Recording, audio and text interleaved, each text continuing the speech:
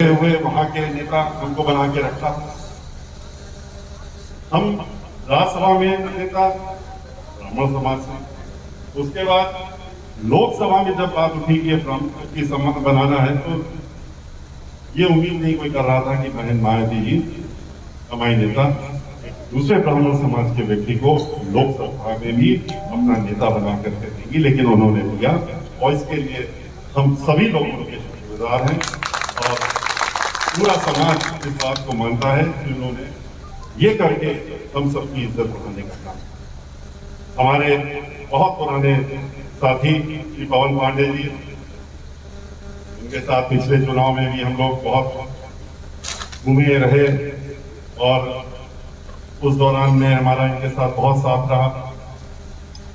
पवन पांडे जी का व्यक्तित्व और सोच हमको उस दौरान देखने को मिली जब हम एक साथ बैठ करके घूम रहे थे और कॉन्स्टिट्यूएंसी में जा रहे थे। इनकी जो सोच, जिस तरह से इन्होंने पढ़ाई के मामले में लोगों को अच्छी विद्या मिले, लोग पढ़ लिख करके कॉलेज में, लॉ कॉलेज, जो बहुत इनकी जो वो वाली सोच थी, उसने हमको बहुत प्रभावित किया। सोशल वर्क करने के साथ में जो न्यू पढ़ती है वो पढ़ती है अच्छे स्कूल और कॉलेजेस से, और उसमें इन्होंने जो पहल की, नीतीश पांडे जी भी उसमें बहुत आगे बढ़ चढ़ के, और जिस तरीके से इनके छोटे भाई कक्कू पांडे जी, वो भी इन सब कार्यों में जुटे रहते हैं।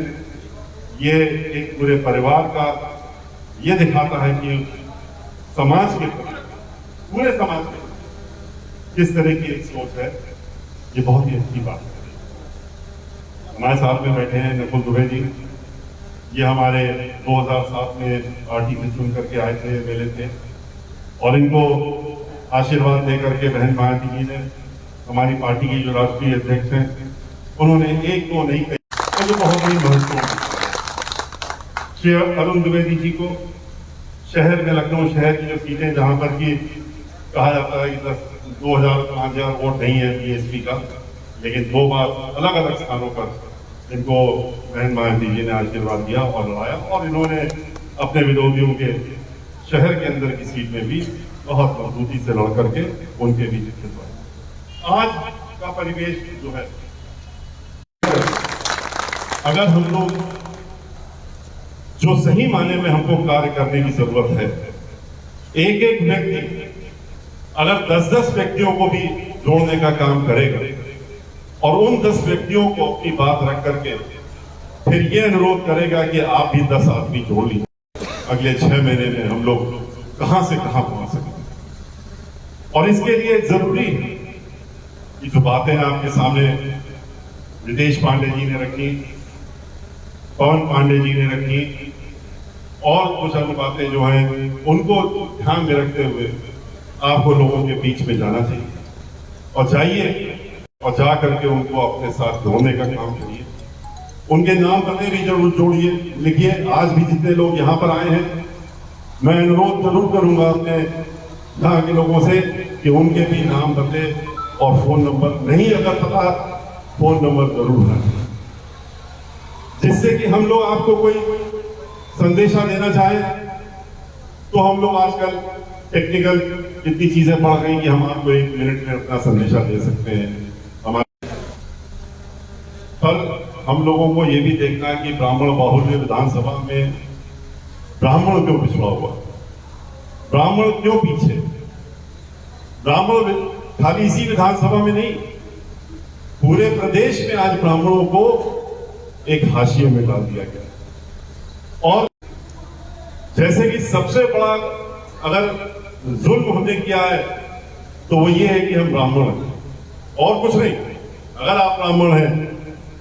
तो आप जो इस समय की यहाँ प्रदेश में सरकार चल रही है, उनकी निगाह में सबसे बड़े मुजरिम हैं, और उनकी निगाह इस बात की रहती है कि कैसे, खास तौर से अगर कोई मजबूत ब्राह्मण है जो कि लोगों की देखभाल करता है, हम आपको ये रुपया दिला देंगे, हम आपको ये कर देंगे, मीडिया में बोल करके, और उसके बाद फर्क करिए। आपके ही क्षेत्र में 2-2 मिश्रा परिवार के लोग किस तरीके से उनकी निर्मम हत्या हुई, अनिल मिश्रा और सुनील मिश्रा, जहां पर कल, तो ये तो आप कहीं चले जाइए, वहां पर आपको ये पता लगेगा कि किसी न किसी ब्राह्मण परिवार के साथ में, उसके साथ में एक सुर हो गया, उसको नीचे दिखाने का काम। और ये पूरे प्रदेश में किस तरह से प्रतापगढ़ में हम गए थे, वहां पर रायबरेली के क्षेत्र में, रायबरेली में जहां 5-5, कल भी हम देख रहे थे, कल आप सबने देखा होगा, कल हम अयोध्या गए थे, भगवान श्री राम के दर्शन किए, उसके बाद बजरंगबली जी के दर्शन किए, सरयू नदी में जाकर के हमने जलाभिषेक किया, दूध से अभिषेक किया, उसके बाद कार्यक्रम में गए, पूरे जहां जहां गए एक ही प्रश्न मीडिया वाले कर रहे थे, कहते कि भारतीय जनता पार्टी वाले पूछ रहे हैं, उनका जवाब दीजिए। हमने कहा उनका क्या जवाब देना, आप अयोध्या क्यों आए, अयोध्या क्यों आए? अब बताइए, हम ये जवाब उनको देंगे हम अयोध्या क्यों आए, हम अयोध्या नहीं आ सकते, बोले तो राम की नगरी आज यहां क्यों आए? अरे तो क्या हम रावण की नगरी में हम क्या हैं, तो पास दे दीजिए, लेकिन हम कहां कहां पास पाएंगे? हम तो ब्राह्मण कुल में जन्मे हुए, और पहला सुबह से जो संस्कार डाले गए हैं, भाई उठिए, स्नान करिए, उसके बाद ध्यान करिए। और ध्यान कहां पर होता है? पूजा करने। पूजा करने हमारे आराध्य देव भगवान श्री राम भी हैं, कृष्ण जी भी हैं, बजरंगबली जी भी हैं, शिव जी भी हैं, हम पूजा करते हैं। और पूजा करने के बाद अब आप कहिए कि आप यहाँ हनुमान जी के यहाँ क्यों आ गए, और आप यहां पर खड़े होकर के आप बजरंगबली जी की पूजा क्यों कर रहे हैं? ये तो कोई बात नहीं, अगर हम घर में कर सकते हैं, क्या भगवान श्री राम तो सबके, क्या आपके ही एक खंड? लेकिन नियत दूसरी, नियत ये है कि खाली ये पार्टी जो है भारतीय जनता पार्टी, ये ब्राह्मणों के साथ में एक छलावा करने का, भगवान के नाम पे किसी और चीज पे आप हमको वोट दे दीजिए, लेकिन जब आपके बारे में सोचने की बात आएगी तो मुझे मेरा ब्राह्मणों से कोई लेना देना नहीं। तो कहते हैं कि अगर किसी को मारना है रोक करके शूट आउट कर दो, लेकिन उसके पहले उसकी जात पूछो, अगर ब्राह्मण है तो वही मारो। तो इस तरह की स्थिति अगर ब्राह्मणों की हो रही है और ब्राह्मणों को इस तरीके से लताड़ा जा रहा है, कल मैंने बहुत विस्तार में वहां पर बातें रखी थी, उनकी हर चीज का जवाब भी दिया था, जो प्रश्न कर रहे थे उसका भी जवाब दिया था। लेकिन आपसे सिर्फ इतना कहना चाहता हूं, कल फिर सभाएं हैं, वहां भी बोलने का काम करेंगे। वो कार्य किया जो ब्राह्मण समाज कभी सोच नहीं सकता, क्योंकि हाशिए पे पहुंच चुका था। उसके बाद हर तरीके की सुविधाएं देने का काम किया, सम्मान देने का काम किया। अगर आपने दोबारा एक बार, जैसा कि हमारे दोनों साथियों ने कहा कि भाईचारा बना करके अपनी ताकत एकजुट करके आप 13% है, अगर आपने एकजुट कर लिया तो 23% के साथ आप कोई रोक नहीं सकता, आप पूरे प्रदेश में हर सीट पर तारीफ करेंगे। और इस बात का विश्वास और वादा करने में हमको इसलिए कोई परेशानी नहीं होती है कि ब्राह्मण समाज अगर अपनी योगदान देकर के पूरी तरीके से बहुजन समाज पार्टी की सरकार बनाता है और बहन मायावती जी को मुख्यमंत्री के रूप में हम लोग बनाते हैं, तो उसके बाद ब्राह्मण समाज का जो मान यहाँ गांजमुख है, सनाट है, सरयू पानी है, ये सब बातें छोड़कर और अपने आप को सिर्फ ब्राह्मण समझिए। हमने तो पहले से हमारे परिवार बहुत पहले से हमारे माता पिता ने इस बात को खत्म करने का काम किया। उन्होंने पहले सनाटियों में शादी कराई, हमारे भाई, हमारा मौका मिला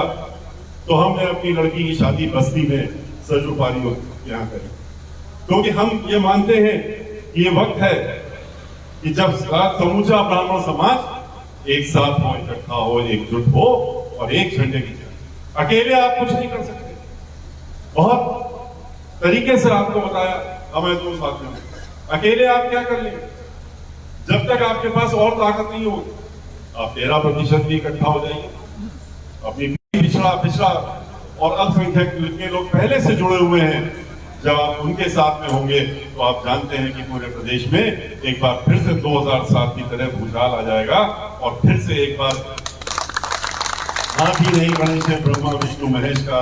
नारा लगाते हुए पूरा समाज जब एक बार इकट्ठा होकर के ठान लेगा तो उत्तर प्रदेश की गद्दी और बहन मायावती जी को मुख्यमंत्री के रूप में बैठाने से कोई हमको रोक नहीं सकता है। और यही हमारी आपसे विनती है। आज से ज्यादा कुछ न कहकर, क्योंकि वो आप लोग बहुत देर से बैठे हुए हैं, कल भी हमको आगे बातें हैं, कल भी कार्यक्रम में 2 कार्यक्रम है, उन दोनों में बात रखेंगे। और रितेश जी कह रहे हैं कि वो बहुत देर से उन्होंने दोपहर से कुछ खाया पिया भी नहीं है और वो काफी कह रहे हैं अब ज्यादा देर न करिए, अब भूख लगने का समय आ गया है, होने का समय आ गया है। इसी के साथ अब मैं अपनी बात समाप्त करता हूँ। जय हिंद, जय भारत, जय परिश्रम। साथियों, आप सभी लोगों को विस्तार से बताते हुए परम आदरणीय राष्ट्रीय महासचिव जी ने